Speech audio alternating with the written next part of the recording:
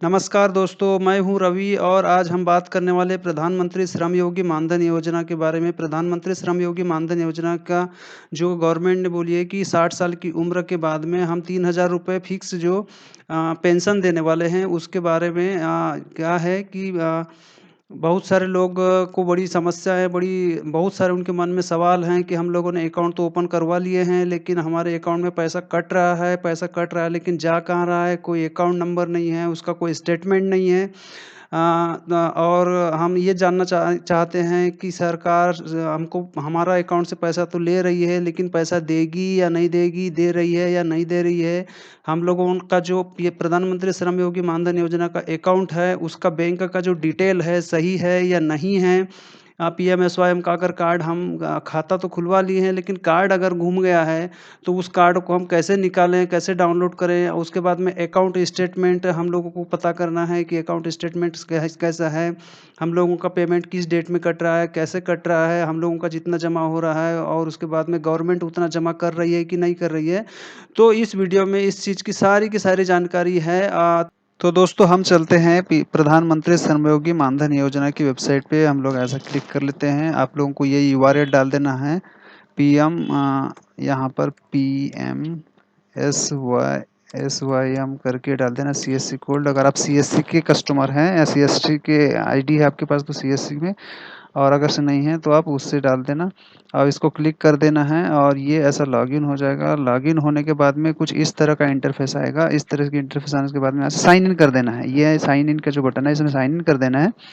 तो इसमें सारी चीज़ें आपको डिटेल दिखाता है और उसके बाद में आप अगर से सेल्फ से इनरोलमेंट किए हुए हैं तो उसमें ओटीपी नंबर आएगा। ओटीपी से आप वेरीफाई कर सकते हैं, या फिर अगर आप सीएससी लिए हैं तो सीएससी पे इस पे जाकर के आप इसको क्लिक कर देंगे तो आपको यहाँ पर आपके वॉलेट पे लेकर के जाएगा। ये मेरी आईडी पहले से डली हुई है तो मैं इसको साइन इन कर देता हूँ। साइन इन करने के बाद आपको ये वाला जो इंटरफेस आ जाएगा और हम अपने पोर्टल पे लॉगिन हो जाएंगे। जैसे ये आ गया, ये मेरा नाम आ गया और ये मैं लॉगिन हो गया। अभी मैं अगर कार्ड को अब यहाँ पे 3-4 चीज़ें हैं। ये डैशबोर्ड जो दिख रहा है, उसके बाद में नया एनरोलमेंट करना है तो यहाँ से करेंगे। पेंडिंग है उसको ठीक ठाक करना है, मतलब उसको आगे बढ़ाना है तो यहाँ से, और कुछ अनकम्प्लीट है उसको कंप्लीट करना है यहाँ से। अगर से आपको पहले से कोई आईडी बना हुआ, मतलब पीएमएसवाईएम का कार्ड बना हुआ है, प्रधानमंत्री श्रम योगी मानधन योजना में आप रजिस्टर्ड है और कुछ उसमें अपडेट करवाना है तो यहाँ से अपडेट प्रोफाइल को अपडेट करवा सकते हैं। और अकाउंट का स्टेटमेंट जो है, हम यहाँ से अकाउंट का स्टेटमेंट निकाल सकते हैं।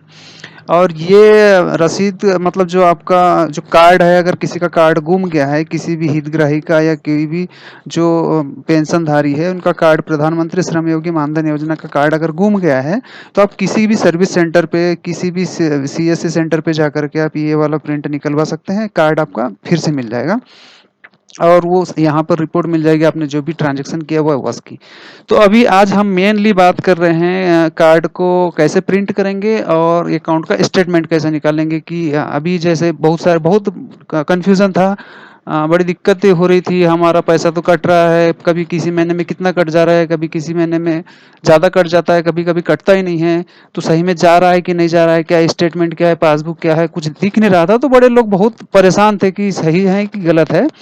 तो अभी यहाँ से हम लोग अकाउंट स्टेटमेंट निकालते हैं। मैं फिर फिलहाल अकाउंट स्टेटमेंट निकाल के दिखाता हूँ, फिर आपको आपका जो डुप्लीकेट या फिर दूसरा वाला जो कार्ड है, पीएमएसवाईएम का जो कार्ड होता है, उस कार्ड को मैं आपको निकाल करके दिखा दूंगा।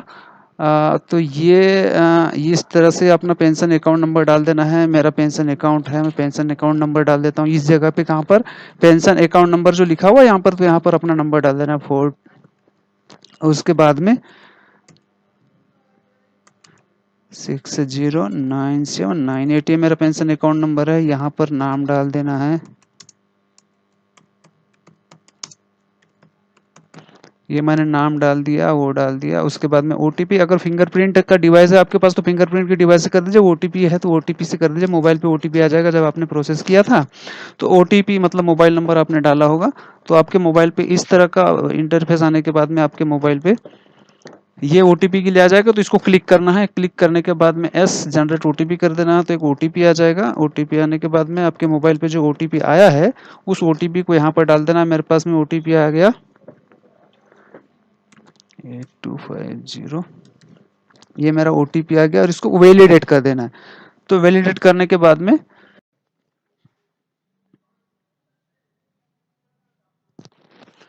वैलिडेट कर देने के बाद में कुछ स्क्रीन पे इस तरह का इंटरफेस दिखेगा, जिसमें आपको क्या-क्या चीज़ दिखेगा। ये पहले बैंकिंग डिटेल देख लेते हैं। बैंकिंग डिटेल हमारे अकाउंट पे एक्चुअली बैंक में क्या-क्या चीज़ है, मतलब सही है या गलत है। जैसे मेरा है स्टेट बैंक का अकाउंट है तो स्टेट बैंक ऑफ इंडिया दिखा रहा है। उसके बाद में next contribution due for the month है 2/9/2020। उसके बाद में रेट ऑफ पेमेंट वो नहीं दिखा रहा है। टोटल अकाउंट इन बैलेंस मतलब अभी तक मेरे अकाउंट में कितना बैलेंस है। स्टेट बैंक का कहा है तो उसका आईएफएससी कोड और अकाउंट नंबर के लास्ट के ये जो 4 डिजिट है दिखा रहा है। ये जो 4 डिजिट है, ये 4 डिजिट हैं वो जो हमारे अकाउंट के मेरे अकाउंट के हैं।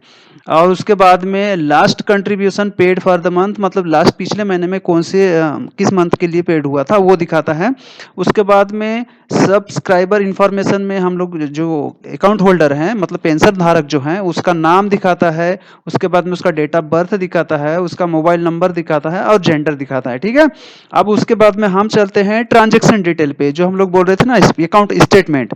तो अकाउंट स्टेटमेंट ये होता है, यहाँ पर अकाउंट स्टेटमेंट पे क्लिक करेंगे तो इस तरह से अकाउंट स्टेटमेंट आ जाएगा। इसमें सीएससी की ट्रांजेक्शन आईडी आ गई, उसका ट्रांजेक्शन टाइप आ गया, किस टाइप से मतलब क्या गया। फिर एलआईसी का ट्रांजेक्शन आईडी हो गया, ये एलआईसी मतलब यहाँ यहाँ ऐसा करके ये वाली ये ट्रांजेक्शन आईडी होगी। किस डेट में हुआ है ये पैसा जमा 8/3/2019 ये मतलब लेटेस्ट में जो दिख रहा है वो। उसके बाद में जो कंट्रीब्यूशन वाला है कॉलम, इसमें हम लोगों का मेंबर मतलब जो हम पेंशन धारक जो हमारे खाते से जो पैसा कटता है वो कितना पैसा है।